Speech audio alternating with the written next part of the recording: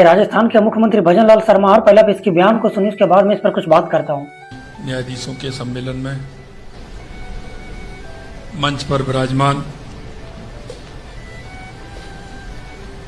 भारत सरकार के मुख्य न्यायाधीश ये अपने भाषण के दौरान बता रहे हैं कि हमारे देश के चीफ जस्टिस अब भारत सरकार के अंदर आने लगे हैं, जबकि हमारे देश में 3 व्यवस्थाएं होती है: कार्यपालिका, विधायिका और न्यायपालिका। कार्यपालिका के अंतर्गत हमारे देश की सरकार आती है और विधायिका के अंतर्गत हमारे देश की संसदीय प्रणाली आती है और न्यायपालिका के अंतर्गत हमारे देश की जुडिशरी सिस्टम आती है। और हमारे देश की जुडिशरी सिस्टम को कार्यपालिका के हमेशा अगेंस्ट माना जाता है, क्योंकि हमारे देश के सुप्रीम कोर्ट में 80% से अधिक मामले सरकार के ही फंसे होते हैं और हमारे देश के चीफ जस्टिस को अधिकांश फैसले सरकार के खिलाफ ही सुनाने पड़ते हैं। इसलिए हमारे देश में कार्यपालिका और न्यायपालिका के बीच में कहीं भी संबंध स्थापित नहीं होता है।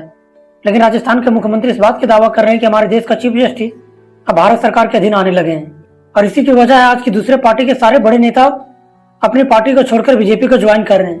और दूसरे पार्टी के वो सारे नेता हैं जिनके ऊपर संगीन आरोप है और उनके ऊपर छापे पड़े हैं, लेकिन वो सारे नेता भी इस बात को जान चुके हैं कि गंगा में नहाने से भी पाप नहीं धुलेगा, लेकिन बीजेपी में शामिल हो जाने से उनके 7 जन्मों का पाप भी धुल जाएगा। इसलिए दूसरे पार्टी के सारे बड़े नेता जिनके ऊपर आरोप और छापेमारी है, वो धीरे धीरे एक एक करके भारतीय जनता पार्टी को ज्वाइन कर रहे हैं, उनके सारे मामले को दबाए जा रहे हैं।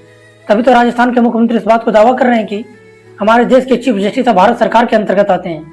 इस प्रतिक्रिया के बारे में आपकी क्या राय है? आप अपनी राय कमेंट बॉक्स में जरूर दें।